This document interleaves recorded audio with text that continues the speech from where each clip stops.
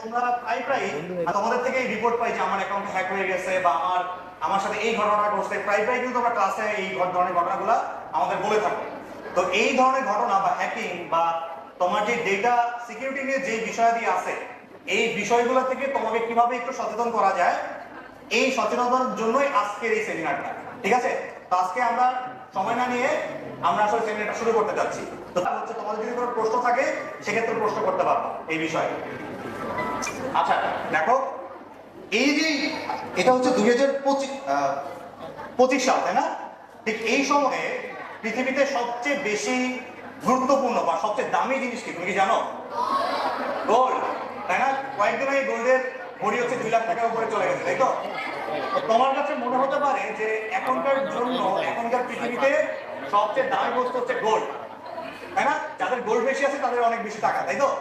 আবার তোমার মনে হতে পারে যে না, গোল্ড না, এখন কিন্তু ওই যে যাদের কাছে তেলের রিজার্ভটা বেশি আছে বা পেট্রোলিয়ামের রিজার্ভটা বেশি আছে তাদেরকে অনেক ধনী ধরা হয়, যেমন মিডল ইস্ট গুলা।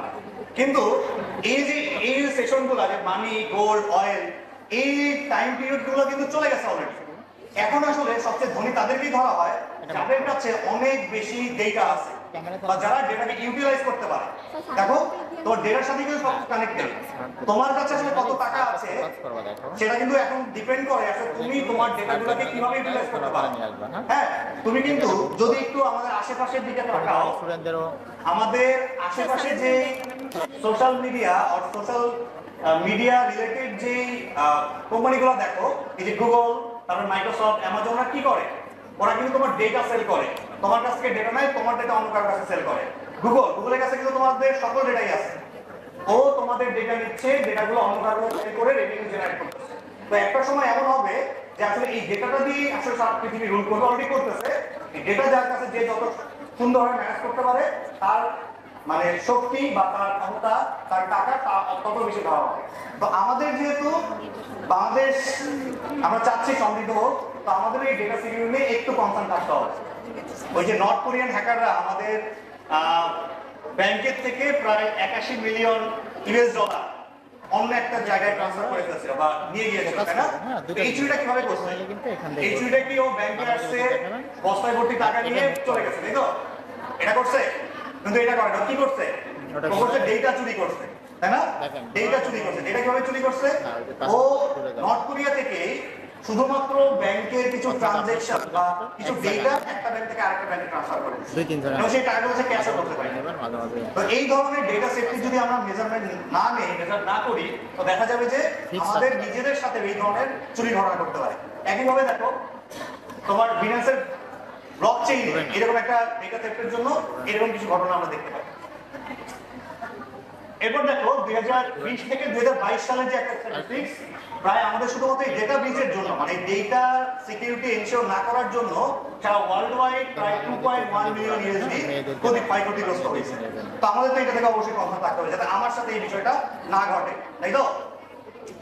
দেখো, সাইবার সিকিউরিটি বা সাইবার নিরাপত্তা, এটা তো সবাই জানি যে তোমাদের এই ধরনের ব্যক্তিগত তথ্য বা কম্পিউটারের এবং অন্যান্য ডিজিটাল ডিভাইসের হ্যাকিংয়ের হাত থেকে রক্ষার জন্য যেই ধরনের নিরাপত্তা ব্যবস্থাটা আমরা নিয়ে থাকি, তাই না? তো এটা নিয়ে আসলে আজকে আমাদের একটু জানাশোনা করব। তো এখানে কতগুলো সাইবার থ্রেটের কথা বলা আছে, যেগুলো আমরা একটু পরে আসলে ডিটেইলসে দেখব, যেমন malware, phishing, ransomware, denial of service, man in the middle, হ্যাঁ, ইডিসি। তো এগুলো নিয়ে আমরা একটু পরে আসলে ডিটেইলসে আলোচনা করব। দেখো, আমাদের কিছু সাইবার থ্রেটের ডেমো দেখাতে যাচ্ছি। এই যে একটা ইমেল দেখতে পাচ্ছ, ইমেল, এটা কোথা থেকে আসছে? Trust bank. দেখো তো এটা কি আসলে ট্রাস্ট ব্যাংক থেকে কিনা? একটু খেয়াল করো, ইমেলটা একটু পড়ে দেখো, ইমেলটা একটু পড়ে দেখো। এই ইমেইলে আসলে কোনো ইস্যু আছে কিনা, আমরা ইমেলটাকে ট্রাস্ট করতে পারি কিনা। দেখো তো ইস্যুগুলো খুঁজে বের করতে পারো কিনা।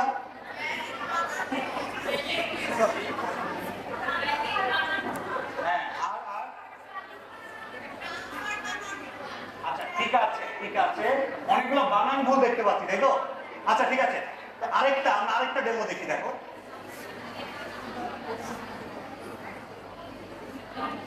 এই যে দেখো, তোমাদের অনেক সময় উপবৃত্তি দেয় না সরকার? বিভিন্ন সরকারি স্কুল বা বেসরকারি স্কুল উপবৃত্তি দিয়ে থাকে, তাই না? তো এটা দেখো উপবৃত্তির মেসেজ, ঠিক আছে? মেসেজটা কি ঠিক আছে? দেখো একটু পড়ে রাখার চেষ্টা করো তো। উপবৃত্তি মেসেজটা একটু পড়ে রাখার চেষ্টা করো।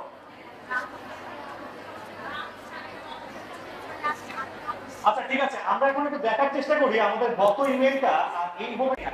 আবার তোমার এই যে লাস্টে যে একটা ফাইল লিংক দিয়ে দিছে, ফাইল লিংক, এই ফাইল লিংকটা কিন্তু সাসপিশিয়াস। এরকম ফাইল লিংক মনে হয় দেখিনি আমরা কোথাও, তাই না?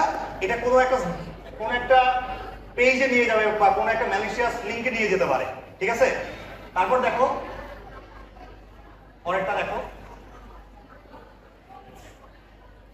আচ্ছা এই দেখো, এই উপবৃত্তি মেসেজটাতে তোমার এই নাম্বার যেটা ব্যবহার করা হয়েছে, নাম্বার, এই নাম্বারটাকে 017 দিয়ে কি কোনো সরকারি সংস্থার নাম্বার হয়? হয় না কিন্তু। তুমি কি কল করবা টাকার জন্য? করা যাবে না। তারপর দেখো সময় দিয়েছে কত, সকাল 9টা থেকে রাত 7টা। রাত 7টা পর্যন্ত কিন্তু কোনো অফিসিয়াল সাইটও খোলা থাকে না, থাকে? এটা কিন্তু জেনারেলি 5টা পর্যন্ত বা 3টা পর্যন্ত এরকম একটা টাইম দেওয়া থাকতে পারে। তো এটা আসলে সঠিক কোনো তথ্য না বা সঠিক কোনো মেসেজ না। আচ্ছা দেখো আমরা কিভাবে আসলে কোন কোন বিষয়গুলোর জন্য আমরা আসলে বিপদে পড়ি। দেখো উইক পাসওয়ার্ড, তোমাদের পাসওয়ার্ড সিকিউরিটি ক্লাস 8 থেকে আছে। সিকিউরিটি কিন্তু তোমাদের ক্লাস 8 থেকে আছে, যে তোমরা কোন ধরনের পাসওয়ার্ড ইউজ করবে তুমি সোশ্যাল মিডিয়াতে। এটা কিন্তু অলরেডি তোমার ওই সোশ্যাল মিডিয়াটাই তোমাকে রেফার করে থাকে, তাই না? যে 8টা ডিজিট হতে হবে, বড় হাতের অক্ষর ছোট হাতের অক্ষর হতে হবে, তারপর এখানে স্পেশাল ক্যারেক্টার থাকতে হবে, তাই না? তো তোমরা অনেক সময় নিজের নাম ইউজ করো, তারপর অনেক সময় নিজের মোবাইল নাম্বার ইউজ করো। এগুলো কিন্তু করা যাবে না, কারণ একজন হ্যাকার প্রথম তোমার পাসওয়ার্ড ক্র্যাক করার চেষ্টা করলে তোমার নাম এবং মোবাইল নাম্বার দিয়ে চেষ্টা করবে, ঠিক আছে? ডেট অফ বার্থ এগুলো দেওয়া যাবে না, ওকে? তারপর দেখো public wifi and unsecured network. তুমি যখন পাবলিক ওয়াইফাই ইউজ করো, মানে যেটা তোমাকে ফ্রি দিচ্ছে, হ্যাঁ ফ্রিতে, কোনো পাসওয়ার্ড নাই, বা তোমার ধর পাসওয়ার্ড আছে কিন্তু অনেকে ইউজ করতেছে পাবলিকলি, তো পাবলিক ওয়াইফাই ইউজ করার সময় তোমাকে খুবই সতর্ক থাকতে হবে। কারণ ওয়াইফাইটা কিন্তু একটা চ্যানেল, মানে এই চ্যানেল দিয়ে তোমার সকল ডেটা পাস হচ্ছে। তো এই চ্যানেলটাতে বা ওয়াইফাইটাতে যদি কোনো রকম মেকানিজম করা থাকে যে তোমার প্রদান করা পাসওয়ার্ড, তোমার ব্যাংকের যে কার্ড, পিন, এগুলা রিজার্ভ করতে পারে, তাহলে কি সমস্যা না? তো অবশ্যই পাবলিক ওয়াইফাই ইউজ করার জন্য ক্ষেত্রে সচেতন হতে হবে। আর একই সাথে অন্তত যে সিকিউরিটি এলিমেন্টগুলো আছে, যেমন তোমার ব্যাংকের কার্ড, তারপরে তোমার ফেসবুকের পাসওয়ার্ড, এইগুলো যখন এন্টার করবা তখন তোমার পাবলিক ওয়াইফাইটা অ্যাভয়েড করতে হবে, ওকে? টু ফ্যাক্টর অথেন্টিকেশন এটা তো জানো সবাই, জানো? তোমরা কি টু ফ্যাক্টর অথেন্টিকেশন জানো? আচ্ছা ওই যে এখন কিন্তু ফেসবুকে চাইলেই তোমার পাসওয়ার্ড দিয়ে লগইন করা যায় না, যায়? আরেকটা যে কোড লাগে না, তোমার কিন্তু একটা মোবাইলে কোড আসে, তারপর লগইন করা যায়। তো চেষ্টা করবা সবাই টু ফ্যাক্টর অথেন্টিকেশন অন করে রাখতে। এখন two factor, three factor authentication চলে আসছে। তো অন্তত 2টা ফ্যাক্টরে তোমাকে এনশিওর করতে বলে, সেভাবেই তুমি তোমার সিকিউরিটি সিস্টেমটাকে রেডি করে রাখবে, ওকে? দেখো আউটডেটেড সফটওয়্যার, অনেক সময় আমরা ব্যাকডেটেড সফটওয়্যার ইউজ করি, বা যেটার সিকিউরিটি চ্যানেলগুলো নষ্ট হয়ে গেছে বা যেটার সিকিউরিটি আপডেট দেওয়া হয়নি, এইরকম ব্যাকডেটেড সফটওয়্যার ইউজ করা যাবে না। ইনসিকিউর ওয়েবসাইট, তোমরা একটু জিনিস খেয়াল করবা। দেখো ওই HTTP এবং HTTPS, আমরা তো প্রোটোকল নিয়ে কিছুটা জানি। ওই HTTPS যেটা, সেটা সিকিউর প্রোটোকল, হ্যাঁ ওটা একটা secure protocol. Hyper link, hyper কি যেন বলো তো, টেক্সট ট্রান্সফার প্রোটোকল সিকিউর, তাই না? আর নিজের কাছে সিকিউর না। তো আমরা যেগুলো সিকিউরিটি সার্টিফিকেট আছে বা HTTPS, সেটাকে তুমি একটু নিশ্চিন্তে ব্যবহার করতে পারবা, ওকে? তারপর দেখো সোশ্যাল মিডিয়ার ওভার শেয়ারিং, কখনোই সোশ্যাল মিডিয়াতে অনেক বেশি ডেটা ইউজ মানে শেয়ার করা যাবে না।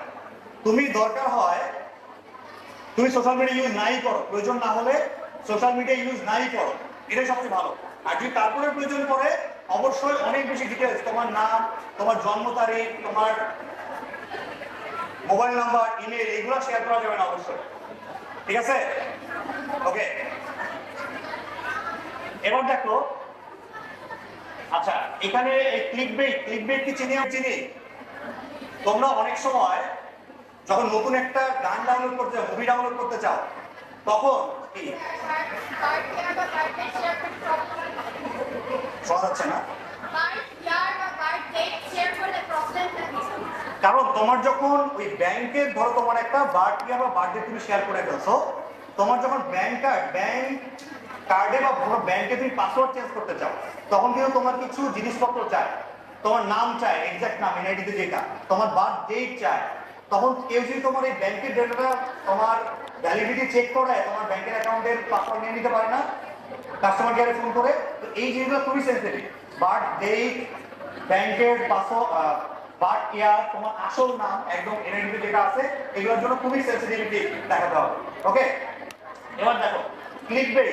তোমরা অনেক সময় দেখবে নতুন একটা সাইটে এটা ডাউনলোড করতে গেলে বা মুভি ডাউনলোড করতে গেলে অনেক অনেক ডাউনলোডের অপশন থাকে। আসলে কোনটাই তুমি ডাউনলোড করবা এটাই ঠিক মতো পাওয়া যায়, ঠিক আছে? তো এখানে কিন্তু ওই যে ডাউনলোডের অপশনগুলো, কিছু ডাউনলোডের অপশন কিন্তু ফেকও থাকতে পারে।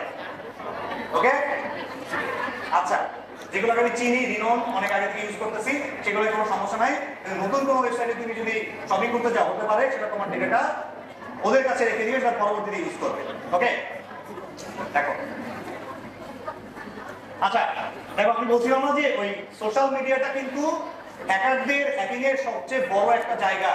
মানে ওরা চায় সোশ্যাল মিডিয়া থেকেই কোনো একটা হ্যাকিং শুরু করতে। তো সোশ্যাল মিডিয়াতে কেন ওভার শেয়ার করা যাবে না বা অনেক কিছু শেয়ার করা যাবে না, তার একটা ভিডিও আমি কালেক্ট করেছি। এই ভিডিওটা তোমাদের জন্য এখন আসলে আমি প্লে করবো। একটা খুবই সুন্দর ভিডিও, অল্প একটু সময়ের ভিডিও। কেন সোশ্যাল মিডিয়াতে অনেক বেশি ডেটা তোমাকে শেয়ার করা যাবে না, ঠিক আছে? একটু দেখে নাও। Hey, Serena. Yeah? What you got in your bag? It's my new heels for graduation.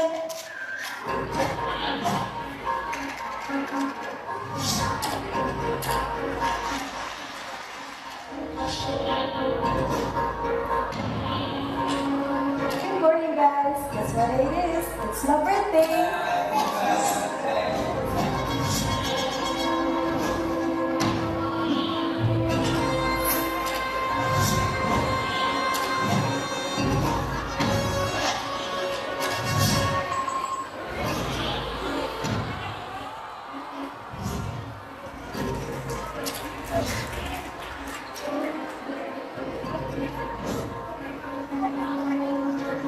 Okay.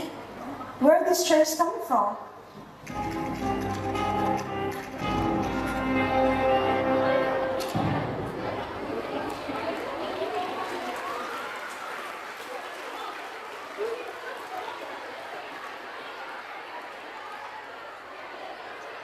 আচ্ছা, আমরা কি প্রশ্নের উত্তর পেয়েছি?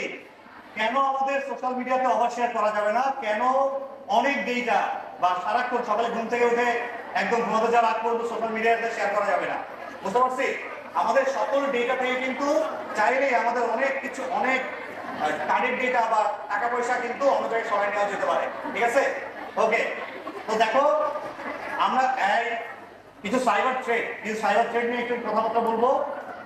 তোমার অ্যাডওয়্যার র্যানসমওয়্যার, এটা হচ্ছে একটা ম্যালওয়্যারের মতো, যেটা তোমার তোমার কম্পিউটারে প্রবেশ করে তোমার ডেটা অন্য কোথাও নিয়ে যাবে এবং সেটা থেকে তোমাকে ব্ল্যাকমেইল করবে। হ্যাঁ, ভাইরাস, স্পাইওয়্যার, ট্রোজান হর্স, এই বিষয়গুলো আসলে ম্যালওয়্যার, যেগুলো তোমার কম্পিউটারে তোমার বিভিন্ন ডেটা অন্য কারোর কাছে পাঠাতে পারবে। তারপর একই সাথে অপরিচিত পেন ড্রাইভ ইউজ করা যাবে না। ক্র্যাক সফটওয়্যার, আমরা অনেক সময় কি করি, বিভিন্ন পেইড সফটওয়্যারের বদলে ক্র্যাক সফটওয়্যার ইউজ করি।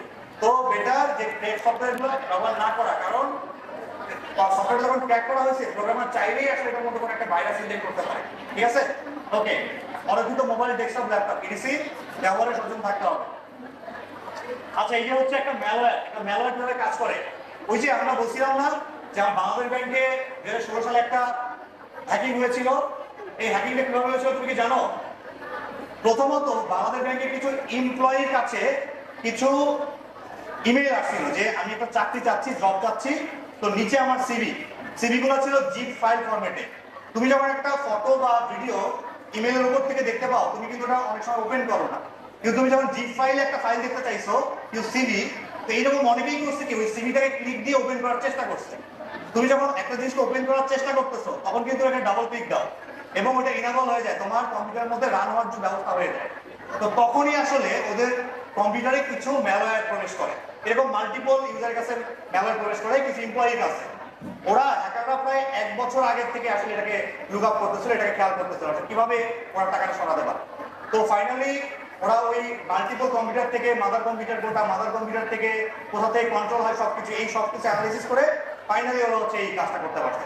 তো আজকে তুমি অনেক কিছু শেয়ার করতেছো, এখন তোমার কাছে টাকা নাই, কার্ড নাই, তোমার কাছে কি চুরি করবে এটা তুমি যদি ভেবে থাকো, তোমার এই ডেটাগুলো দিয়ে কিন্তু 10 বছর পরেও তোমার থেকে টাকা পয়সা চুরি করা যেতে পারে। ঠিক আছে, তো বি কেয়ারফুল।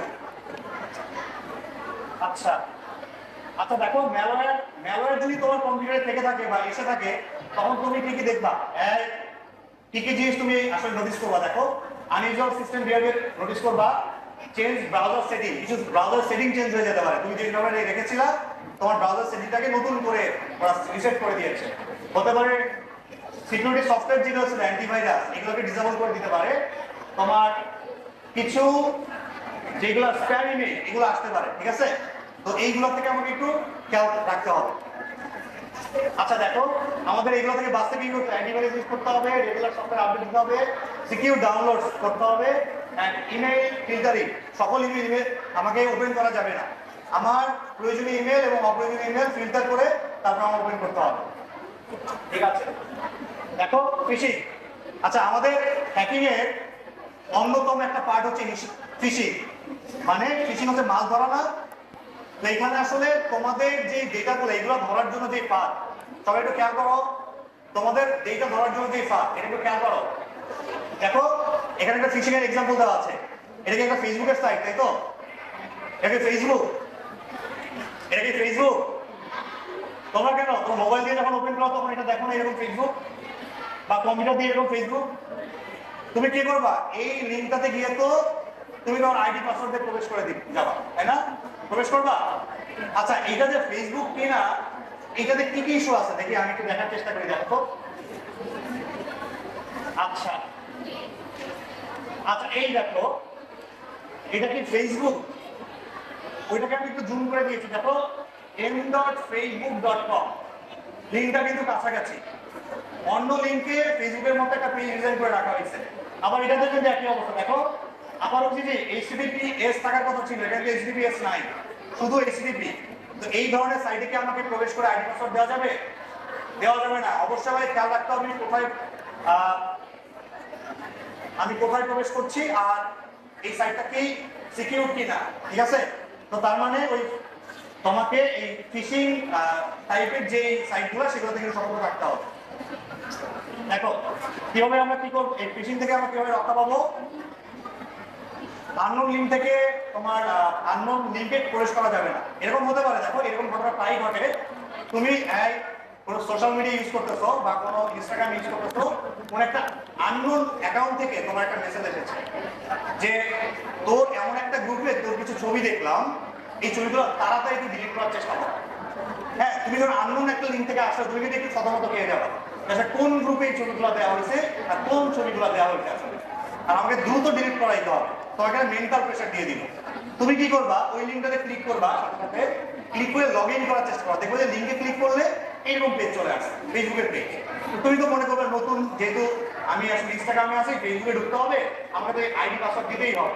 তুমি আইডি পাসওয়ার্ড দিলা, কিন্তু আর লিঙ্ক ওপেন হয়ে যাবে, তুমি ছবি দেখতে পাইলে।